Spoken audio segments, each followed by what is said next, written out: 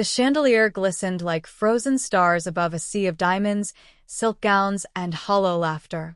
The Everhart Foundation Gala was the event of the season, where beauty was currency and sincerity died under spotlight glare. Damian Hahn, CEO of Hantech Global, stood at the edge of the ballroom, watching it all like a bored monarch surveying a kingdom he no longer cared to rule. His jaw was set, his tailored black tux hugging him like armor. Cameras flashed, socialites fawned, but his eyes never lingered. Fake smiles. Fake elegance. Fake love. He was done. "Mr. Hahn, may I get a quote for the press?" A reporter chirped. No, his voice was flat, his gaze locked on the center of the room. Because that's where she was. Not draped in diamonds. Not dripping with perfume. She sat in a simple white dress, a long cane across her lap, dark sunglasses concealing sightless eyes. A young woman in a wheelchair, positioned beside the gala's string quartet. Lena Seo, the volunteer pianist. The girl who shouldn't have belonged in this world of gold-dipped lies. And yet she glowed. "You know," whispered Cecilia Grant, the influencer clinging to Damian's arm, "it's so inspiring that you let charity cases in this year." He pulled away from her touch. Meanwhile, Lena gently adjusted her earpiece, readying for the next musical cue. Her fingers brushed across the piano keys, confident, intuitive, divine. Music spilled out like liquid silver. And then a scream. A crash. A man in a ski mask lunged onto the stage, knocking over the auction table. Another followed, brandishing a gun. "Everyone down," one barked. "This is a robbery." Gasps. Chaos. Heels skidding. Waiters ducking. Lena froze. Her breath quickened. She heard the gun cocking. Then, a hand grabbed her arm. "You. Get up. You're sitting next to the necklace." I can't see." "Don't play games, blind girl," a woman shrieked. "She's a distraction. She's part of it." Lena was yanked from her wheelchair and thrown to the floor. Pain radiated up her spine. Cameras flashed again, not for the gala now, but for the scandal. Guests recorded, not helped. "Security," someone shouted. The robbers laughed. "Try it and she dies." Lena heard the sharp whimper of a child. A baby crying. People trembling around her. Then, silence. Damian had moved. He stepped forward, calm. Controlled. Deadly. "Let her go," he said. One of the robbers pointed the gun at him. "Back off, suit." Damian's eyes flicked to Lena. On the ground. Pale. Bleeding at the lip. Something cracked in his chest. But before he could act, Lena did. Her hand found her cane. Fast. Sharp. She'd trained with it since she was 12. In one fluid motion, she swept the robber's ankle, knocking him backward. The gun fired, into the ceiling. Screams exploded. She rolled toward the crying child and wrapped her arms around him, shielding him under her own body. The second robber lunged.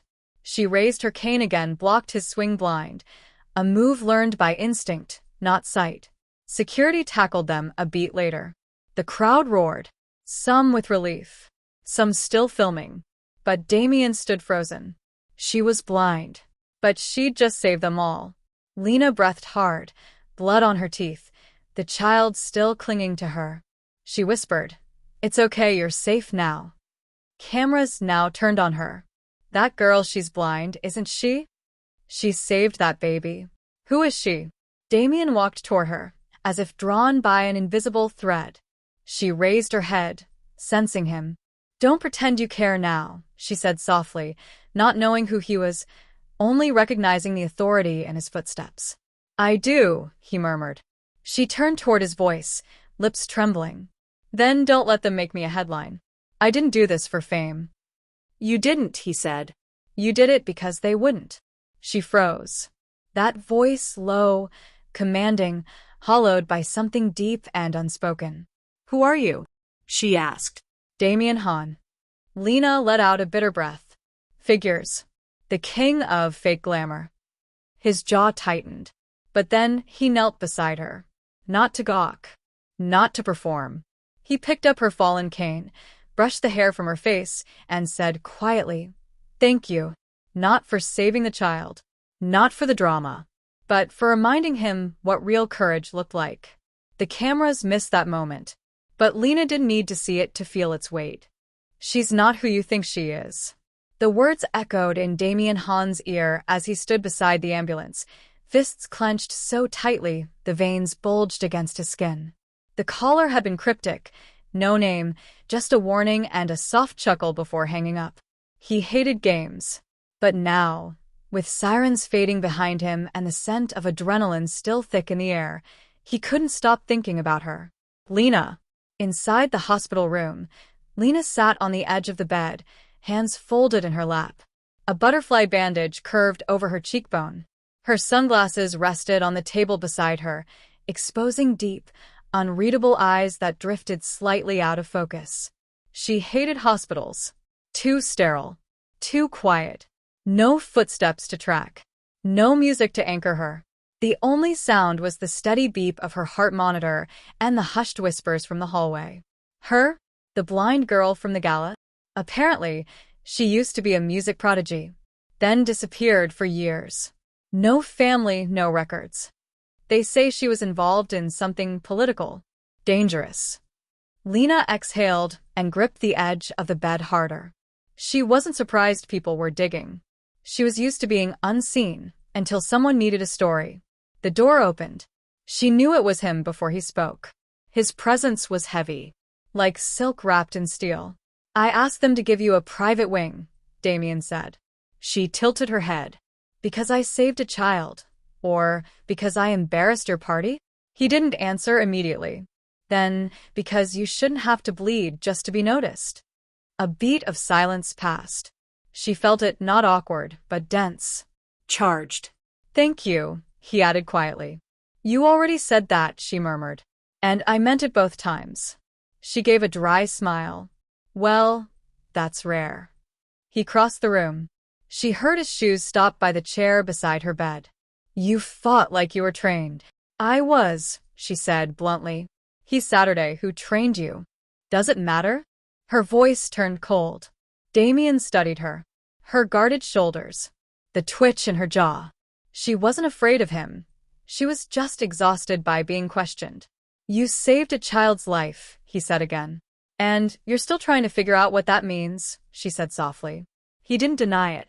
After a moment, she turned toward the sound of his breath. You don't trust me. He leaned forward. I don't trust anyone. But I'm curious. Curiosity gets people in trouble, Mr. Hahn. So does saving lives at my gala, he said, his voice edged with something she couldn't name. Respect? Wariness? She shifted slightly. If you're looking for a headline, I'm not giving interviews. I'm not. He stood. I'm offering you something else. That surprised her. What? A job. She let out a stunned laugh. I'm blind. And brilliant, he said without hesitation. You read people better than most sighted executives. I watched how you tracked that scene, how you knew where that child was, how you moved. She didn't respond. You said you were trained. Let me guess, not just in music? Still no answer. He stepped closer. Work with me. In my private security team. I need someone who sees the world differently. She crossed her arms. You don't hire out of gratitude. I don't, he agreed. But I do hire survivors. There was something in his voice, something hollow and sharp, like a man who'd built his empire on broken pieces. Lena's heart flickered. She wasn't used to being offered anything except pity or performance slots. Not a seat at the table. And certainly not in his world. She considered. I'll think about it, she said. Good, he replied, already heading for the door. But then he paused. There's one more thing, he said. You should know something. Someone called me earlier. About you. She stiffened. They said you're not who you seem. Her fingers curled. He looked back. Are they right? She raised her chin. That depends. Are you who you seem? He didn't answer. But neither did she. Outside the room, a nurse passed Damien a folder. Lena's CO. No address. No emergency contacts. A sealed juvenile record. And a redacted document with the stamp. Classified. Access denied.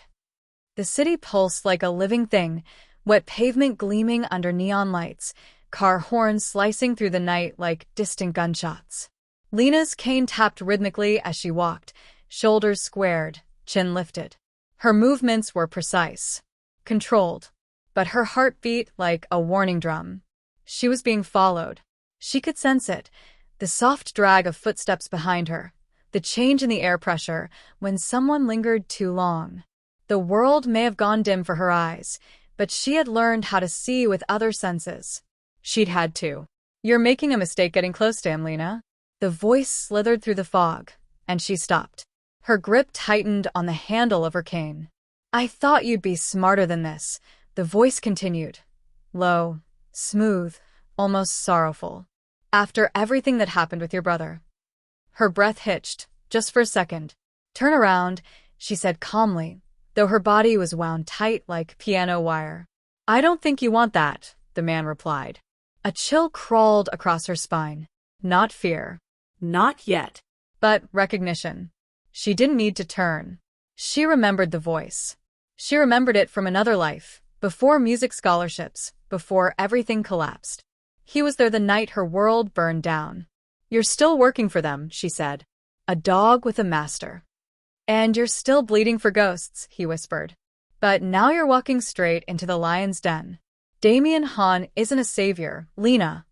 He's the reason your brother's name was erased from every system. He's the reason you had to disappear. She didn't speak. Her fingernails dug into her palm. "You think you're special to him?" The man added. "You think he sees you? He's just curious.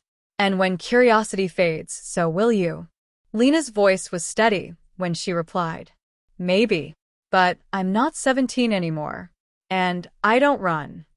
Then she turned, ready to face him, but he was gone. Only the scent of his cologne remained, bitter and familiar, and the echo of his footsteps swallowed by the night. The next morning, Lena stood in front of a steel and glass skyscraper that gleamed like a blade in the sunlight. Hahn Corporation's HQ. The building was beautiful in a cold, impersonal way, like the man who owned it. She could feel stares as she entered. The girl from the gala. The blind woman who fought off two armed men. She kept her head high. Damien was waiting in the lobby. Black suit. No tie. Sleeves rolled up slightly. Powerful, poised, but today there was something under his eyes. Like he hadn't slept. "Good morning," he said. "I didn't expect you." "I'm here," she replied. He studied her. "Did something happen?" She didn't answer. Instead, she tilted her head. "Why did you really offer me this job?" "I told you," he said. "You're different." "No," she said quietly. "Different is what people call you when they can't figure out your use." He exhaled, gaze sharpening. "You're not a tool, Lena." "Then what am I?" she challenged. There was silence. Charged. Tense. He didn't have an easy answer, and she respected that. He nodded once. "Come upstairs." The office was breathtaking, floor-to-ceiling windows overlooking the skyline, walls lined with minimalist art. But it was the private room behind the hidden panel that surprised her. It was a surveillance room.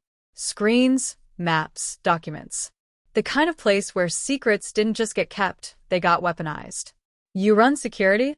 she asked, turning toward him. "I run the truth," he replied. And somehow, she believed him.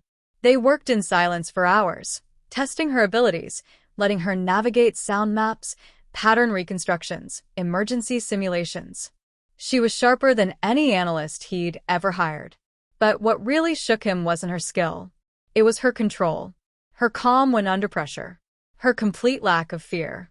"You're not surprised by anything," he murmured during a break. "Even here, surrounded by strangers, after everything." Lena took a sip of her tea. "You lose the right to fear when fear's all you've known." He looked at her differently then, not like a puzzle, but like a mirror. He saw something he recognized. "Tell me about your brother," he said suddenly. She froze. Her lips parted, but no sound came. Just a flicker of something raw in her expression. "How do you know about him?" she asked slowly. Damien hesitated, then stepped forward. "Because someone called me last night." Warned me to stay away from you. Said you were dangerous. Said your brother was dead because of something I ordered. Her cup slipped slightly in her hand. You don't remember, she said, voice breaking for the first time. He was quiet. I've signed more death warrants than I can count, he admitted. But if your brother's blood is on my hands, I want to know. She stood. Tears welled, but they didn't fall. My brother's name was JCO. He was a whistleblower. He found something buried in your satellite contracts, something that could have destroyed your father's company. He tried to expose it. Damien's face paled. I never knew his name, he said, almost to himself. I was told it was a cyber breach, that the leak was fake. We shut it down. You erased him. I didn't know. He stepped closer but stopped. I didn't know. Lena turned away, breathing hard. Then, now you do. Silence pressed between them. Not hateful, not bitter, just unbearably heavy. Finally, Damien spoke. I don't expect forgiveness. She laughed, one sharp breath. Good. Because I'm not offering it. But if there's a way to make this right, he said, voice hoarse, I'll find it. She didn't answer. Instead, she walked to the door. Paused. Then whispered without turning. Next time someone follows me, I want to know before it happens. That's your job now, isn't it? Then she was gone. Damien's office door slammed shut behind him as he strode into the surveillance room, his presence slicing through the air like a blade. What do you mean someone put a hit out on her? He barked. His jaw was clenched, so tight it looked carved from stone. Ethan, his top security analyst, stood frozen in front of the monitor wall. Encrypted chatter intercepted 10 minutes ago. The name wasn't spoken, but they called her the blind one who humiliated the Kwan brothers. Damien's fists curled. Lena. The Kwans are furious, Ethan added. The younger one, Jiro, he lost a lot of face after the gala. Word is, they think she humiliated their family by fighting them off. They've got ties with a private merc group in Macau. We're trying to trace. Don't try, Damien snapped. Do it. Lock her down. Shadow her every move. Ethan hesitated. Search, she'll know. Good, Damien said coldly. She deserves to know. And if anything happens to her on my watch, none of you will work in security again. Elsewhere in the city, Lena sat alone in her tiny apartment, the soft hum of her Braille reader the only sound breaking the quiet. Her fingers glided across the raised letters, but her mind wasn't on the page.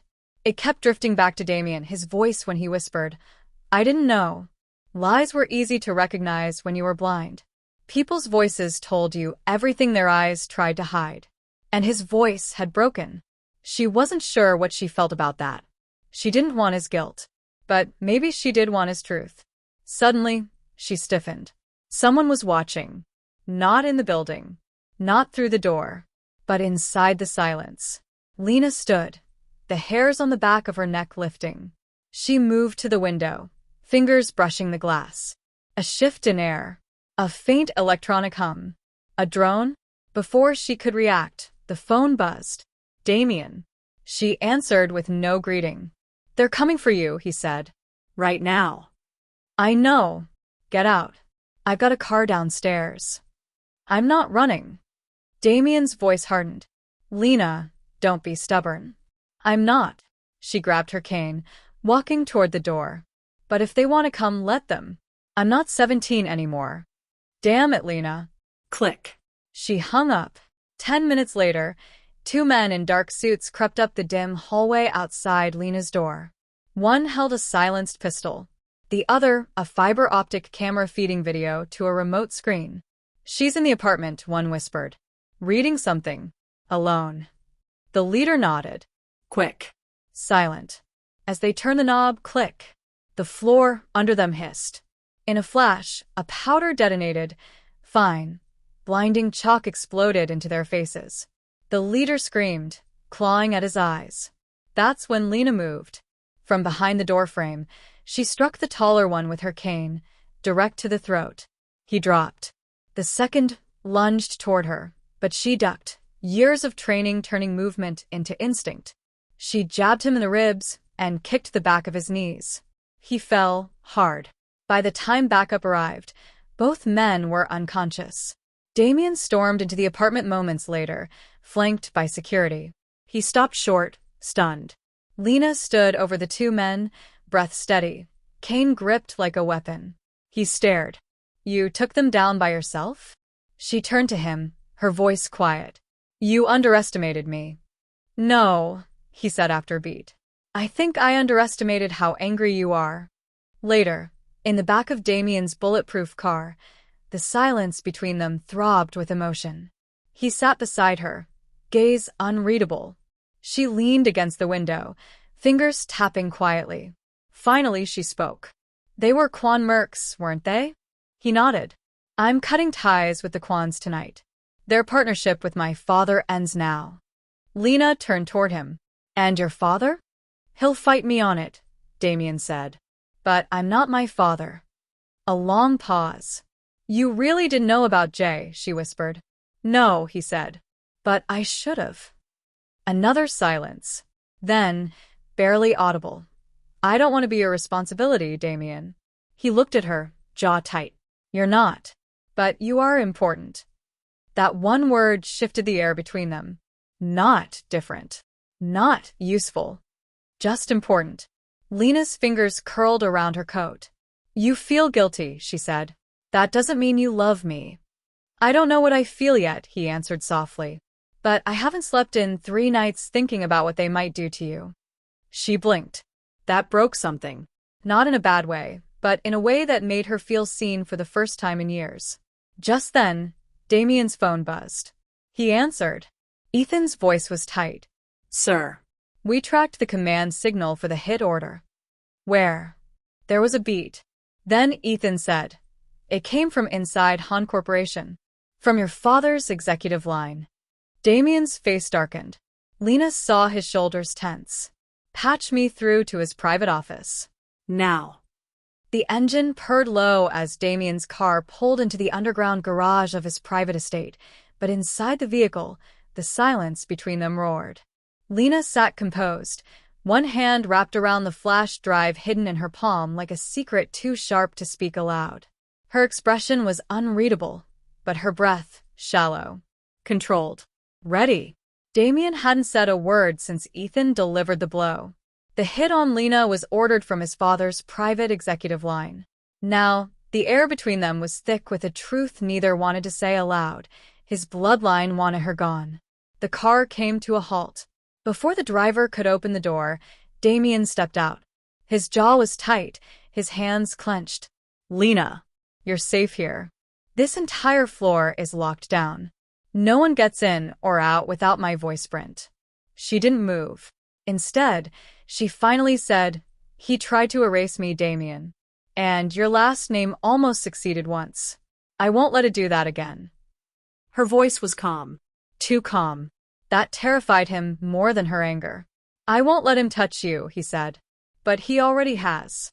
She held up the flash drive. "Jay left this for me. Your name is on it." Damien froze. "What?" She stood slowly, rising with the quiet grace of someone used to being underestimated. "Your father covered up something years ago," she said. "That fire at the old warehouse wasn't just an accident. My brother died trying to expose it. And the night I lost my sight, it wasn't just smoke." The floor shifted beneath Damien's feet. "You think my family did this?" "I don't think," she whispered. "I know." Flashback, 6 years ago. Rain lashed down on the broken roof of the South Wharf warehouse. Sirens screamed somewhere in the distance. A teenage Lena, still with sight, clung to her older brother Jay's jacket as they crouched in the shadows. He held a camera, breath shaking. "They're transferring unregulated chemicals," Jay whispered. "Han Corp's using shell companies. If we get proof." A sound. Boots on metal. "Go." Jay shoved the USB into her hand. "Lena, go now." "No, Jay. I can't leave you." Then fire. Blinding white. Screams. And darkness. Forever. Back to present. Damien sank into the edge of the leather sofa in his penthouse study, stunned. "Why didn't you tell me this sooner?" "Because I wanted to believe you weren't part of it," she said, her voice shaking for the first time. But now I don't know where the monster ends and the man begins. His gaze locked on hers. Even if she couldn't see it, she felt it. I was 20, Damien said, voice raw. I didn't know half of what my father did behind the boardroom doors. But if he's responsible for your brother's death, I swear to you, he'll pay for it. And if he ordered my murder too? She asked, a bitter twist in her tone. Would you burn down the empire to save me? Without hesitation, yes. The word hung there, between them, fragile, irrevocable. Later that night, Lena stood alone in the estate's inner garden, silent except for the wind rustling through tall trees. She wore one of Damien's coats, far too large but warm. The city lights twinkled behind the skyline, blurred in her mind's eye. She couldn't see them anymore, but she remembered the colors. She heard footsteps behind her. You shouldn't be out here, Damien said gently. It's not safe. Nowhere ever was, she replied. He stepped closer, tension laced in every word. I've submitted the flash drive to an independent investigator. And I've already frozen access to my father's security clearance. I don't care if it costs me the company. She turned toward his voice. You can't fix this with money or power. I'm not trying to. His voice cracked. I'm trying to earn your trust. She paused, then finally asked, Why me? You weren't afraid of the dark, he said softly. You walked into the chaos and never flinched. You saw something in me before I even knew it was there. She swallowed hard. You make me want to be the kind of man who deserves someone like you. Lena's throat tightened. But before she could answer, her phone buzzed violently in her coat pocket. Unknown number. She answered. A hoarse voice rasped. Leave Huncorp now, or you'll end up like your brother. The call disconnected. Chapter 5. The Glass Between Us. The rain struck the penthouse windows like thrown gravel. Lena stood near the glass wall, unmoving. Though she couldn't see the city lights stretching beyond, she could feel their distance, like stars she used to wish on before everything turned black. Behind her, Damien paced. You should have told me the moment you received that call, he snapped, his tone harsher than intended. I could have had security surround you in minutes. She turned slightly. So, I could live like a caged bird while the one who murdered my brother walks free? His jaw clenched. The name Jay lingered between them like a ghost refusing to rest. Lena's voice lowered. You want to protect me, Damien. I get that. But I'm not someone you shelter. I'm someone you fight with. There's a difference. He stared at her silhouette. Strong, composed, untouchable, and yet fragile in ways she'd never admit. Then let me in, Lena, he said finally. I've seen boardrooms shatter at my command. I've crushed hostile takeovers. But with you, I don't know how to win. She let out a breath. Maybe that's the point. Earlier that day, Huncorp boardroom. The air inside the executive suite was suffocating. Not from heat, but power. Damien stood at the head of the table, sharp in charcoal gray. The board members, his father included, stared with expressions carved from stone. This is not a request, Damien said coldly. We're initiating an internal audit. Every deal signed over the last 10 years under your private seal, Chairman Han. His father's lips curled. You think I'd let you soil this legacy over a blind girl with a hero complex? The silence was volcanic. She's not the one who left a boy to die in that fire. Gasps. Damien didn't blink. You made that call, he said. You turned a child into collateral damage, and you tried to bury it like all your other sins. Be careful, son. The elder Han leaned forward. Because if you drag this family through the mud for her, you won't just lose the board. You'll lose everything. Damien's reply came like a blade. Then let it all burn. Now, back at the penthouse. Lena ran her hand over the piano she'd been learning to play by ear. The keys were cool under her fingertips, one of the only things that remained constant in a world constantly tilting. You defied your father, she said quietly. You threw away your crown for me. I didn't throw it away, Damien replied. I gave it meaning. He stepped closer. You were the only person who never wanted anything from me. You didn't flinch when you found out who I was. You didn't try to impress. You just saw me. Her hand stilled on the keys. I never really saw your face, but you saw who I was. He took her hand in his. I thought power made me untouchable. Then you walked in, blind, furious, brilliant, and you shattered that illusion in seconds. Lena's throat tightened, but before she could speak, her phone buzzed again. This time, a text. Unknown number. You've gotten too close. Back off. Or Damien dies next. She turned the screen toward him. His face turned to stone. They've escalated, she said, voice thin. And now they've made it personal. That night, Damien's private vault room. The door hissed open as biometric scans passed. Inside, floor-to-ceiling screens, encrypted servers, and physical records, the kind most CEOs would pretend didn't exist. Damien opened a drawer and pulled out an envelope. He handed it to Lena. This is what I never meant anyone to find. Inside were old letters, confessionals, records from the warehouse incident, sealed away under his father's directive. One had Jay's name on it. I found these years ago, Damien admitted. But I kept silent. I told myself it wasn't my place to expose him. I was a coward. Lena's fingers trembled around the paper. And now, she asked, now I'll stand beside you, no matter the cost. Cliffhanger ending. Suddenly, the power cut. Screens flickered. A red light blinked in the vault corner. System breach detected. Damien rushed to the keyboard. They're inside the network. Lena stepped back, heartbeat racing. From the hallway, the sound of a door crashing echoed. Damien's eyes met hers. They're not hacking us anymore, he whispered. They're here. Let me know if you'd like Chapter 6 next or a dramatic voiceover script. F for a video recap. Chapter 6, The Sound of Shattered Truth. The vault door slammed shut behind them, sealing like a tomb. Darkness. Silence, until the emergency lights flickered on, casting everything in blood-red hues. Lena pressed her back to the cold metal wall, her breath shallow. Damien stood between her and the intruders now storming the penthouse hallway. His hand trembled slightly on the pistol from the hidden safe. Security's down, he muttered. Whoever did this knew the system. And they're not here to steal files, Lena whispered. They're here for you. Minutes earlier, the hallway outside. The elevator had opened with a ding far too casual for what followed. For men in black. No insignia. No words. Just swift, synchronized silence. The guards outside never had a chance. One fell with a dart to the neck. Another was yanked out of view, with a sound that ended too abruptly. By the time Damien pulled Lena into the vault, the intruders were already breaching the penthouse perimeter. Back in the vault, Damien's voice was low but commanding. There's a secondary exit under the floor panel. I'll hold them while you... No. Her voice cut through like steel.